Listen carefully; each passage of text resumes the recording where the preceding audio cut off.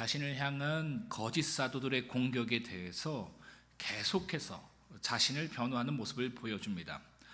먼저는 바울이 몸이 약하다라는 조롱이었어요. 이 거짓 사도들은 바울이 하나님의 축복과 은혜를 받은 하나님의 종이라면 어떻게 저렇게 몸이 약할 수 있느냐, 혹시 우리가 알지 못하는 죄가 바울에게 있기 때문에 그가 지금 저렇게 삶의 고난이 있고 몸도 아픈 것 아니냐 조롱했던 겁니다. 이에 대해서 바울은요, 자신이 어떻게 이와 같은 육신의 연약함을 가지게 되었는지 설명했는데, 결론적으로 말하면요, 그 육신의 약함은 하나님이 은혜로 주신 것이다 라고 설명합니다. 그러니까 하나님으로부터 받은 엄청난 영적인 체험, 곧 여러 가지 계시와 환상으로 인해서 이 자신이 영적으로 교만해지지 않게 하기 위해서 하나님께서 이처럼 자신에게 육신의 연약함을 주셨다라는 것이죠. 물론 자신도요, 처음에는 이러한 육신의 연약함이 불편했습니다. 왜냐하면 이 복음을 전하는데 너무 방해가 되는 거예요. 그래서 8절의 말씀처럼요, 주님께 나의 이 육신의 질병을, 나의 이 연약함을 내게서 떠나가게 해 주시옵소서 3번이나 간구했답니다. 그런데 그에게 들어온 주님의 이 응답은 9절의 말씀처럼요, 내 은혜가 내게 족하다, 이는 내 능력이 약한 데서 온전하여 짐이라 라는 말씀이었다라는 겁니다. 너의 그 약함이, 너의 그 결핍이 나의 능력을 너를 통해서 나타나는데 장애가 되는 것이 아니라 오히려 나의 능력이 머물게 하는, 그래서 더 강력하게 사역하게 만드는 은혜의 통로다, 바울에게 말씀하셨다라는 것이죠. 이러한 주님의 응답에 바울은요, 크게 기뻐했다고 고백합니다. 그리고 이제는요, 자신에게 주어진 이 육신의 약함을 더 이상 부끄럽거나 불편한 것으로 여기지 않고요, 오히려 그것을 자랑스럽게 여겼다라고 고백했습니다. 여러분, 어쩌면요, 하나님께서 우리에게 허락하신 그 연약함은 우리에게서 반드시 지워내고 벗어나고 극복해야만 하는 결핍이 아닐 수 있습니다. 어쩌면요, 감당해야 하는 연약함과 결핍일 수 있습니다. 이게 신앙인 것 같아요. 세상에서는 늘 나의 결핍, 물질의 결핍, 건강의 결핍, 여러 가지 결핍들, 이걸 극복하기 위해서 살아가잖아요. 그런데 신앙은 그렇지 않다라는 겁니다. 우리가 충분히 극복할 수 있는 것은 극복해 가지만, 채울 수 있는 것은 채울 수 있지만, 하나님께서 우리에게 남겨두신 그 연약함이 있다라는 거예요. 왜? 그 연약함을 통해서 하나님께 나아가게 하기 위해서, 그 연약함을 통해서 기도하게 하기 위해서, 우리를 겸손케 하기 위해서 이러한 연약함을 우리에게 주셨다라는 것이죠. 이처럼 바울은요, 자신의 육신의 연약함을 가지고 이 바울의 사도됨을 조롱하고 비난하였던 거짓 사도들을 향해서 자신의 육신의 연약함은 자신의 죄 때문이 아니라 오히려 하나님의 은혜를 많이 받아서 생긴 연약함이다 라고 말하고 있는 겁니다. 그리고 다음과 같은 반문도 그들에게 하는 거예요. 너희는 너희 스스로 그토록 하나님의 은혜를 많이 받았다고 하면서 어떻게 너희에게는 그 어떤 삶의 고난이나 연약함도 보이지 않느냐 반문했던 겁니다. 여러분, 그렇지 않습니까? 하나님은요, 우리에게 은혜 주신 만큼 우리가 교만해지지 않도록, 우리가 하나님 앞에 겸손할 수 있도록 여러 모양의 고난을 주십니다. 연약함을 주세요. 그런데 자칭 하나님의 종이고 하나님께 은혜를 많이 받았다라는 이 거짓 사도들은요, 자신의 사도됨을 어떻게 증명했냐면, 세상에서 내가 형통했다, 그 어떤 고난도 없다, 그 어떤 연약함도 없다, 이런 걸 가지고, 이 신앙의 내용을 가지고 자신의 이 사도됨을 강조했거든요. 근데 바울은 반대로 얘기하는 거예요. 너희가 진짜 사도라면, 너희가 진짜 믿음 있는 자라면 세상에서 고난받을 수밖에 없다. 왜? 하나님의 법과 세상의 법이 반드시 충돌할 수밖에 없기 때문에. 근데 너에게 고난이 없다고? 너에게 그 어떤 연약함이 없다고? 그것은 너희가 거짓 사도임을 드러내는 증거다. 지금 반문하고 있는 겁니다. 역으로 그들에게 바울은요, 이렇게 반문했던 거예요. 다음으로 이 거짓 사도들은요, 바울이 돈을 좋아하는 사람이다 라고 음해했습니다. 그래서 바울이요, 그들에게 헌금을 거듭 강조하고 있는 것이다 라고 말했던 것이죠. 이에 대해서도 바울은요, 자신을 변호합니다. 내가 너희에게 헌금을 여러 번 강조한 것은 결코 나의 이득을 얻고자 강조한 것이 아니다. 왜 내가 그것을 강조했느냐? 어려운 가운데 있는 이 예루살렘을 돕기 위해서 강조한 것이고 동시에 너희를 위해서 내가 강조한 것이다 말하고 있는 겁니다.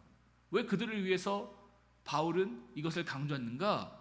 여러분, 우리가요, 이 고린도 교회 성도들에게 했던 것처럼 내가 가진 지식, 내가 가진 열심, 내가 가진 은사, 이런 것을 통해서 내가 굉장히 신앙적으로 꽤 괜찮다고 생각합니다. 이 착각에 빠져요. 근데 여러분, 이 물질이라는 것을 딱 들이대잖아요. 그러니까 우리가 누군가를 위해서 기도해 줄 수 있어요. 교회를 위해서도 헌신할 수 있어요. 근데 물질은 안 되는 경우를 꽤 봅니다. 거기까지가 정말 클라이막스인데 물질까지 못 가요. 그래서 이 물질이라는 내용을 통해서 그들의 인색함을 드러내는 겁니다. 그래서 결국은 뭘 말하고 싶은 겁니까? 너희가 지금 신앙의 미성숙함에 있다라는 것을 말해주고 싶은 거예요. 그것을 깨달아야지만 진정으로 신앙의 성숙함으로 나아갈 수 있기 때문에 바울은 지금 이러한 물질의 내용을 통해서 그들의 영적 실체를 드러내고 있는 거예요. 그래서 그들을 위해서 이것을 강조한 것이다 라고 말하는 겁니다. 만약 이 거짓 사도들의 주장처럼 내가 너희의 물질을 담했다면 내가 어찌해서 너희에게 비용도 받지 않고 오히려 나의 재정을 써가면서까지 너희를 섬기겠느냐, 바울은 반문했다라는 겁니다.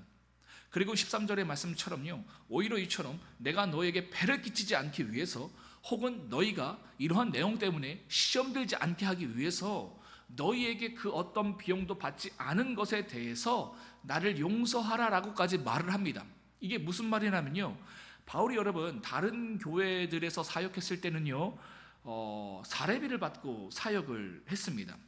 근데 이 고린도 교회에서는 사례비를 받지 않고 사역을 했어요. 왜냐하면 분명히 나중에 이 고린도 교회가 이 물질에 대한 연약함이 있기 때문에 이것을 가지고 꼬투리를 잡을 수 있거든요. 바울이 돈을 위해서 사역한 것이다, 이렇게 말할 것이 분명했기 때문에, 그래서 바울은요 그들에게 예외적으로 사례비를 받지 않고 사역을 했습니다. 그래서 자신의 그 필요를 어떻게 채웠냐면 다른 교회에서 후원을 받아서 이 사역을 했고 자신이 직접 일을 해서 이 생활비를 충당했던 것이죠. 그렇게 되면 여러분 자연스럽게 어떻게 되는 겁니까? 고린도 교회가 물질로 하나님의 사역을 돕고 헌신하는 그 훈련을 다른 교회에 비해서 상대적으로 덜 받게 되는 겁니다.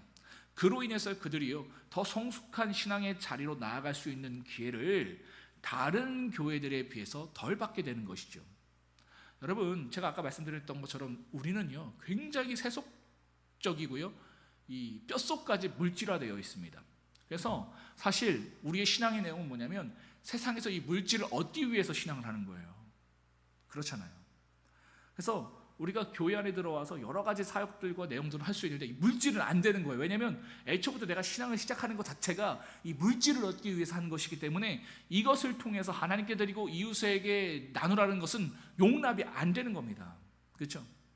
그러면 정말 진정한 신앙의 이 성숙함을 향해서 나아가기 위해서는 반드시 이 물질에 대한 훈련을 받아야 되는 거예요. 근데 뭡니까? 바울이 고린도 교회가 이 마음 가운데에 연약함과 부족함이 있으니까 이걸 훈련을 못 시켰던 거예요. 그로 인해서 어떻게 되는 겁니까? 그들이 신앙 안에서 더 나아가는 것을 그 기회를 주지 못했다라는 것이죠. 그러니까 그러한 측면에서 내가 너희에게 비용을 요구하지 않은 것에 대해서 오히려 너희에게 미안함을 가지고 있으니 그런 나를 용서하라, 바울은 말하고 있는 겁니다. 사실 바울이요 자신들에게 이 물질에 대한 훈련을 다른 교회에서 받았던 것처럼 하지 못한 것에 대해서 그것 때문에 이 바울에게 서운함을 느끼고 있는 이 고린도 교회 성도들은 아마 한 명도 없었을 겁니다. 바울이 우리에게 이런 훈련을 해줬어야 되는데 우리는 그거 안 해줬네, 너무 서운한데 섭섭한데, 이런 성도 한 명도 없었을 거예요. 그럼에도 불구하고 바울은요 이런 말을 왜 그들에게 하고 있는 것이냐면 이런 말을 통해서 그들이 가지고 있는 물질에 대한 관점을요 세상적인 관점에서 신앙적인 관점으로 바꾸길 원했던 겁니다. 여러분, 물질에 대한 세상적인 관점은 어떻습니까? 내가 물질을 더 모으지 못한 것 때문에 속상하고 서운합니다. 더 모으지 못해서 더 좋은 옷, 더 좋은 집, 더 좋은 차를 사지 못해서요 속상해요. 더 모으지 못해서 자녀들에게 더 좋은 교육을 시키지 못해서 속상합니다. 더 모으지 못해서요, 더 나은 노후를 준비하지 못한 것 때문에 두렵고 속상하고 서운해하죠. 그런데 여러분, 물질에 대한 신앙적인 관점은 어떻습니까? 내가 가진 물질을 하나님을 위해서, 이웃을 위해서 더 나누지 못하는 것 때문에 속상하고 서운합니다. 하나님께 더 드리고 싶은데, 주변에 어려움을 당하고 있는 지체와 이웃을 돕고 싶은데 내가 가진 재정이 부족한 거예요. 그래서 내가 좀 더 재정이 있었으면 좋겠다. 그래서 내가 가진 재정으로 넉넉하게 하나님께 드리고 내 주변에 어려움을 당하고 있는 지체와 이웃에게 나누었으면 좋겠다. 이게 진정한 믿음을 가진 물질을 바라보는 이 사람의 모습이다라는 것이죠. 저의 답답함도 그거예요. 제가 이제 목회자다 보니까 이 재정이 뻔하잖아요. 근데 제 주변에 우리 지체들 또 이웃들을 향해서 막 더 섬기고 싶은데 그러지 못했을 때에 하나님께 그 안타까움이 있어요. 하나님, 이게 어떻게 해야 됩니까? 근데 기도하다 보면 또 하나님이 진짜 생각지도 못한 재정을 부어주세요. 얼마 전에 제 사촌 동생이 갑자기 연락이 오는 거예요. 갑자기 와서 왜 연락 하나 봤더니만 이 녀석도 이 사모예요. 어디 이 교회 강도사 이 사모입니다. 이게 뻔하잖아요. 근데 이 녀석이 갑자기 그 국민연금인가? 국민 건강보험인가? 하여튼 거기서 연락이 왔대요. 보이스 피싱인 줄 알았대요. 뭐 환급금을 주겠다고. 그래서 환급금을 딱 받았는데 20만 원을 받은 거예요. 근데 갑자기 계속 그걸 이제 자기를 위해서 쓰려고 하는데 계속 오빠가 생각나더래요. 그래서 이거 어쩔 수 없이 이거 오빠 줘야겠다 해갖고 이 녀석이 저한테 이렇게 흘려보낸 겁니다. 저도 그것을 좀 흘려보내는 거죠. 하나님 이렇게 역사하는 거예요. 믿는 사람의 이 재정에 대한 관점, 물질에 대한 관점 이런 식입니다. 하나님께 더 드리지 못했어. 이웃을 위해서 더 드리지 못했어. 그래서 이 속상한 것이다라는 것이죠. 이런 내용을 통해서 나에게 진정한 믿음이 있느냐 없느냐 갈리는 겁니다. 내가 미성숙한 신앙에 있느냐 성숙한 신앙 가운데 있느냐 이런 내용을 통해서 우리는 확인해 갈 수 있는 것이죠. 여러분 어떻습니까? 어떤 것 때문에 서운하세요? 세상 가운데 더 얻지 못해서 서운하세요? 더 나누지 못해서 서운하세요? 그러니까 우리가 이런 내용을 통해서 신앙을 얘기하자고요. 얼마나 성경을 많이 읽었냐, 매독했냐, 그죠? 얼마나 누구 어떤 뭐 유명한 목사님한테 세례 받았냐, 성경 공부 받았냐 이런 얘기로 하는 게 아니라 가장 우리 연약한 그 물질의 내용을 통해서 우리 신앙을 좀 보자라는 거예요. 목회자도요 이게 안 돼요, 여러분. 아십니까? 그렇게 설교를 하고 그렇게 나가도요 이 물질에 대해서는 너무나 인색한 모습을 보게 돼요. 그러니까 받는 게 너무 익숙하고 섬김 받는 게 너무 익숙한 걸 보게 됩니다. 그러니까 자기 하나 것들을 나누지 못하는 것들을 너무 당연하게 여기는 거예요. 우리가 연약하면 연약할수록 가난하면 가난할수록 그게 너무나 당연하잖아요, 그죠? 받는 게 너무 당연해지잖아요. 그 위치에 있거든요. 그 위험한 거예요, 오히려. 그러면 안 된다라는 것이죠. 이런 내용을 통해서 우리의 신앙의 자리를 잡아가야 한다라는 것이죠. 이처럼 자신을 향한 거짓 사도들의 공격에 대해서 바울이 하나하나 반박하고 설명했음에도 불구하고요 19절의 말씀처럼 고린도 교회 성도들이요 이런 바울의 말들을 그저 자기 변명이나 하는 것처럼 여길 것이 뻔했습니다. 그러니까 바울은 그것을 알고 있었어요. 그래서 바울은요 20절과 21절의 말씀처럼 고린도 교회 성도들이 여전히 죄된 모습을 고집하면서 돌이키지 않을 것을 염려하고 걱정했던 겁니다. 심지어 그렇게 할까봐 두렵다라고 거듭 강조하고 있어요. 왜요? 이처럼 바울이 강도 있게 책망하고 그들이 바울에게 가지고 있는 오해를 하나하나 설명했음에도 불구하고 여전히 그들이 그와 같은 죄 가운데 머물러 있다면 이후에는 그들을 향한 하나님의 징계와 심판이 무섭게 그들에게 주어질 것이 뻔했기 때문입니다. 바울이 이것이 두려웠던 것이죠. 그러니까 제가 주일에도 말씀드렸잖아요. 목사가 그런 믿음을 가지면 안 되는데 저도 모르게 그런 믿음을 갖게 돼요. 어떤 믿음이요? 제가 아무리 이렇게 전해도 안 변할 거라는 믿음이 저에게 생겨요. 그러면 안 되는데 이거 안 변할 거 뻔한데 그 믿음이 자꾸 생겨요.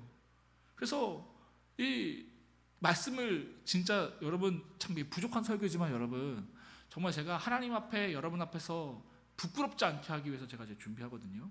근데 어쩔 때는 힘이 빠져요. 이거 내가 해봤자 뭐하나.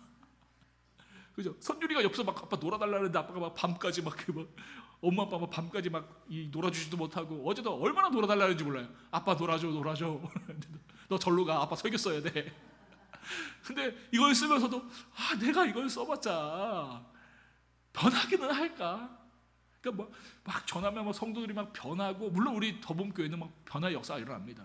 근데 이 다른 현장 같은 경우에는 막 이 변하지 않잖아요, 잘, 그죠? 그러면 내가 이거 하는 거 맞나?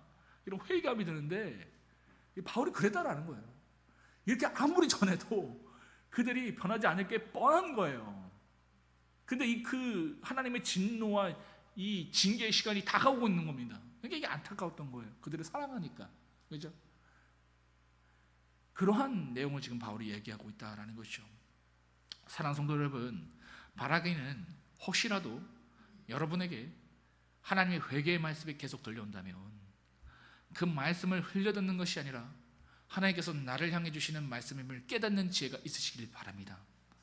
그럴 때는 핑계나 변명이나 탓이나 합리화로 나아가는 것이 아닙니다.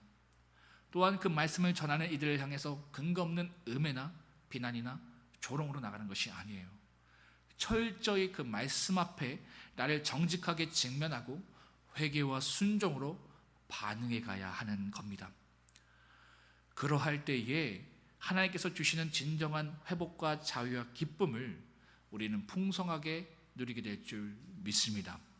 저와 여러분들에게 이와 같은 은혜가 있기를 주님의 이름으로 축복합니다. 다 함께 고린도후서 12장을 합독하시겠습니다. 고린도후서 12장입니다. 시작. 무익하나마 내가 부득불 자랑하노니 주의 환상과 계시를 말하리라. 내가 그리스도 안에 있는 한 사람을 아노니 그는 14년 전에 셋째 하늘에 이끌려 간 자라. 그가 그 몸에 있었는지 몸 밖에 있었는지 나는 모르거니와 하나님은 아시느니라. 내가 이런 사람을 아노니 그가 몸 안에 있었는지 몸 밖에 있었는지 나는 모르거니와 하나님은 아시느니라. 그가 낙원으로 이끌려 가서 말로 표현할 수 없는 말을 들었으니 사람이 가히 이르지 못할 말이로다. 내가 이런 사람을 위하여 자랑하겠느냐? 나를 위하여는 약한 것들 외에 자랑하지 아니하리라. 내가 만일 자랑하고자 하여도 어리석은 자가 되지 아니할 것은 내가 참말을 함이라. 그러나 누가 나를 보는 바와 내게 듣는 바에 지나치게 생각할까 두려워하여 그만두노라. 여러 계시를 받은 것이 지극히 크므로 너무 자만하지 않게 하시려고 내 육체의 가시 곧 사탄의 사자를 주셨으니 이는 나를 쳐서 너무 자만하지 않게 하려 하심이라. 이것이 내게서 떠나가게 하기 위하여 내가 3번 죽게 간구하였더니 나에게 이르시기를 내 은혜가 내게 족하다. 이는 내 능력이 약한 데서 온전하여 짐이라 하신지라. 그러므로 도리어 크게 기쁨함으로 나의 여러 약한 것들에 대하여 자랑하리니 이는 그리스도의 능력이 내게 머물게 하려 함이라. 그러므로 내가 그리스도를 위하여 약한 것들과 능욕과 궁핍과 박해와 공고를 기뻐하노니 이는 내가 약한 그때의 강함이라. 내가 어리석은 자가 되었으나 너희가 억지로 시킨 것이니 나는 너희에게 칭찬을 받아야 마땅하도다. 내가 아무것도 아니나 지극히 크다는 사도들보다 조금도 부족하지 아니하리라. 사도의 표가 된 것은 내가 너희 가운데서 모든 참음과 표적과 기사와 능력을 행한 것이라. 내 자신이 너희에게 폐를 끼치지 아니한 일 밖에 다른 교회들보다 부족하게 한 것이 무엇이 있느냐? 너희는 나의 이 공평하지 못한 것을 용서하라. 보라, 내가 이제 3번째 너희에게 가기를 준비하였으나 너희에게 폐를 끼치지 아니하리라. 내가 요구하는 것은 너희의 재물이 아니요 오직 너희니라. 어린아이가 부모를 위하여 재물을 저축하는 것이 아니요 부모가 어린아이를 위하여 하느니라. 내가 너희의 영혼을 위하여 크게 기뻐함으로 재물을 사용하고 또 내 자신까지도 내어주리니 너희를 더욱 사랑할수록 나는 사랑을 덜 받겠느냐? 하여간 어떤 이의 말이 내가 너희에게 짐을 지우는 아니하였을지라도 교활한 자가 되어 너희를 속임수로 취하였다 하니 내가 너희에게 보낸 자 중에 누구로 너희의 이득을 취하더냐? 내가 디도를 권하고 함께한 형제를 보내었으니 디도가 너희의 이득을 취하더냐? 우리가 동일한 성령으로 행하지 아니하더냐?